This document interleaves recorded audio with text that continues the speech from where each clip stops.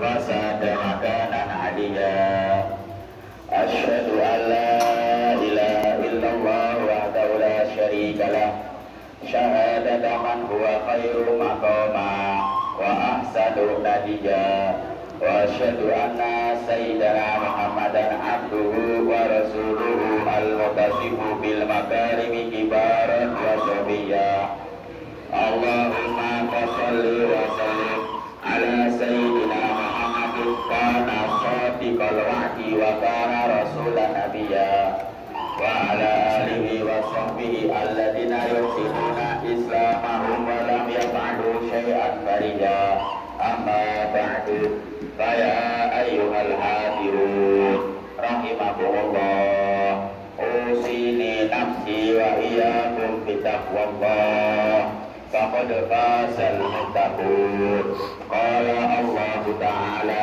بسم الله الرحمن الرحيم يا أيها الذين آمنوا اتقوا الله حق تقاته ولا تموتن إلا وأنتم مسلمون.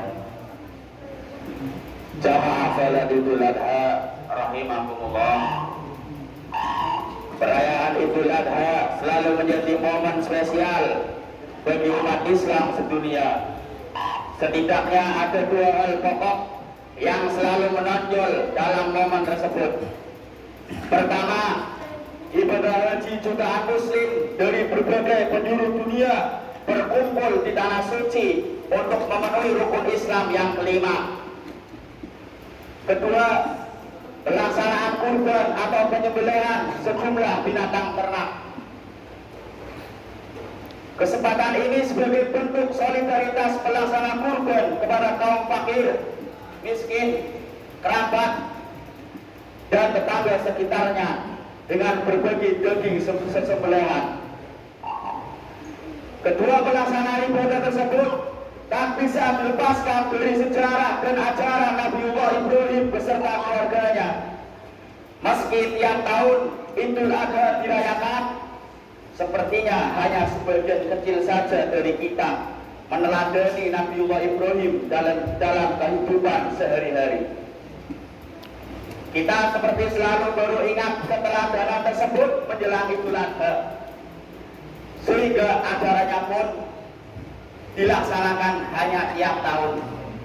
Padahal esensi ajaran beliau, terutama soal berkurban, memiliki makna yang luas dan bisa diterapkan dalam jangka waktu tak terbatas. Jamaah salat Idul Adha rahimakumullah, seperti sering disamakan di panggung-panggung dakwah dan mimbar-mimbar khutbah, peristiwa hari raya kurban merujuk pada kisah diberitakannya Nabiullah Ibrahim untuk menyembelih putra semata wayangnya Ismail. Bisa dibayangkan seandainya Nabiullah Ibrahim seperti ayah-ayah kebanyakan di dunia ini, betapa pedih dan teririsnya hati beliau saat hendak menggorok sang buah hati yang sekian lama ia coba-cobakan. Bagi Nabiullah Ibrahim, Nabi Ismail tentu adalah anugerah mahal, lebih dari sekadar menghapus dugaan kemandulan istri beliau selama ini. Melainkan sang putra adalah pribadi yang cerdas, sabar, dan bijaksana. Jelas ada masa depan gemilang dari dalam diri Ismail alaihissalam. Tapi Nabiullah Ibrahim bukan seperti ayah-ayah kebanyakan. Kecintaannya kepada Allah Subhanahu wa Ta'ala yang memuncak mengalahkan segalanya. Melalui musyawarah dan persetujuan tanpa paksaan pada putranya itu, Nabiullah Ibrahim melaksanakan perintah penyembelihan meskipun pada akhirnya ritual itu batal ditunaikan atas kehendak Allah. Larangan Allah terhadap penyembelihan darah manusia yakni Ismail oleh Nabi Ibrahim membuktikan bahwa perintah yang didapat dari mimpi tersebut sebatas ujian, dan bahwa ritual pengorbanan nyawa manusia sebagaimana tradisi biadab kaum terdahulu itu adalah hal yang dikecam keras oleh Allah Subhanahu wa Ta'ala. Nabiullah Ibrahim lulus dari ujian super berat dan objek penyembelihan pun digantikan dengan domba yang besar. Bapak-bapak, ibu-ibu, jamaah salat Idul Adha rahimakumullah. Ada pesan menarik dalam kisah Nabi Ibrahim dan keluarganya ini. Cerita tersebut menunjukkan bahwa tak ada harta paling sejati dan paling mahal dibanding ketundukan secara total kepada Allah Subhanahu wa Ta'ala. Nabiullah Ibrahim mampu meruntuhkan seluruh cara pandang hidup yang memprioritaskan kekayaan duniawi, termasuk anak, adalah hal yang paling utama. Dalam Al-Quran sendiri dikatakan, innama amwalukum wa auladukum fitnah wallahu indahu ajrun adim. Artinya, wallahu a'lam bil muradi, anak-anak kalian, harta-harta kalian hanyalah untuk ujian. Allah menguji pada kalian. Wallahu indahu ajrun adim. Di sisi Allah lah pahala yang besar. Quran surat At-Tahrim ayat 15. Kurban berasal dari bahasa Arab yang artinya pendekatan diri. Maksudnya adalah mendekatkan diri kepada Allah. Dalam ajaran formal Islam, kurban dilaksanakan tiap tahun dengan menyembelih sejumlah hewan ternak tertentu.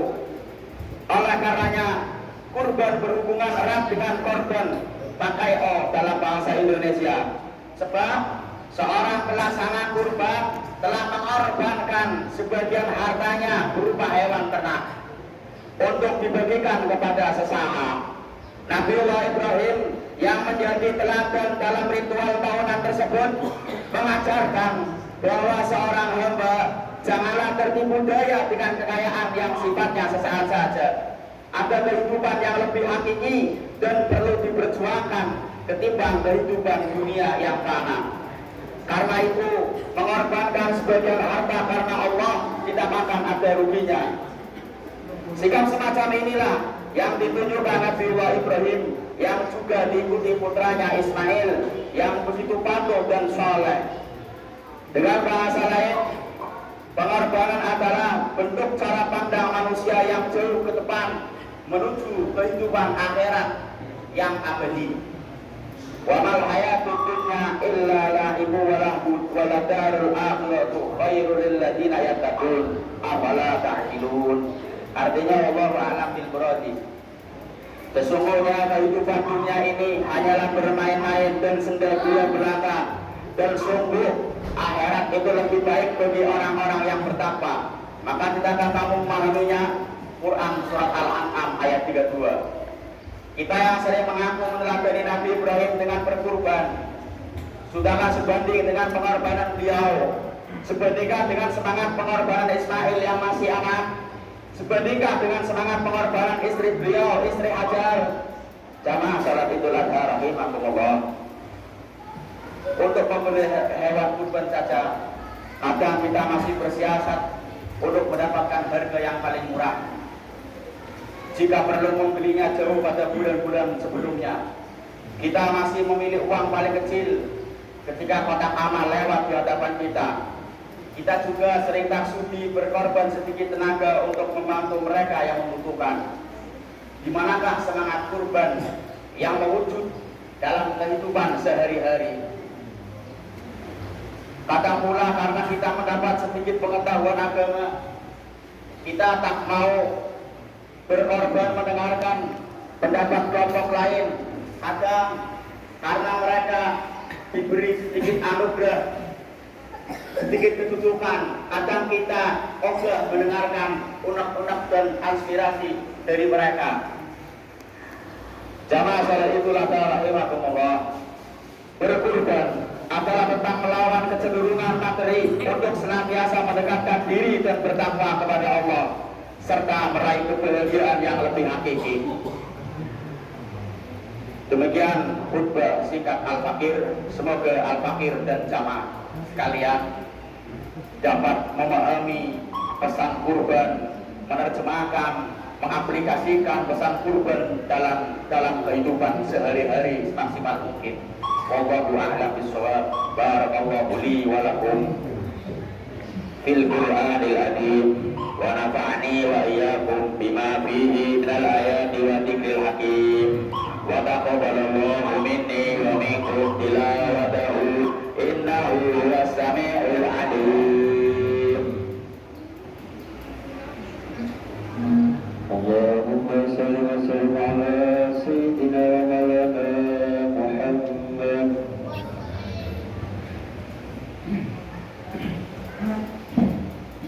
Allahu Akbar, Allahu Akbar, Allahu Akbar. Allahu Akbar, Allahu Akbar, Allahu Akbar. Allahu Akbar. La ilaha illallah wallahu akbar, Allahu akbar, walillahil hamd. Alhamdulillah. Alhamdulillahilladzi ala ihsanihi wa ala tawfiqihi wa amtinani wa asyhadu an la ilaha illallah wahdahu la syarika lah wa asyhadu anna sayyidina Muhammadan abduhu wa rasuluhu ada'i ila ridwanihi. Allahumma shalli ala sayyidina Muhammad wa ala alihi wa sahbihi wa sallim tasliman katsira amma ba'du. Fa ya ayyuhan nas ittaqullaha bima amara wa tahu amma naha wa alamu anna Allah amarakum bi amrin fadahu bi nafsi wa salabi malaikatihi bi qudsi wa qala ta'ala inna Allaha wa malaikatahu yusalluna 'alan nabi ya ayyuhalladzina amanu sallu 'alaihi wa sallimu taslima.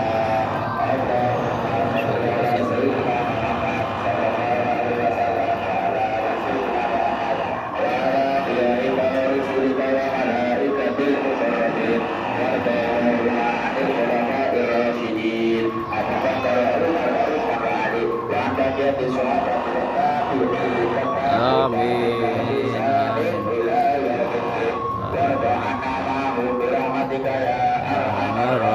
Amin. Amin. Amin.